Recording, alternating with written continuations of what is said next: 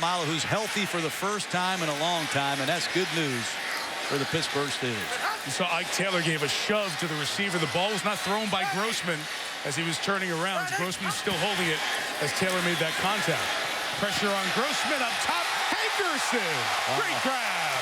Touchdown, Washington Redskins.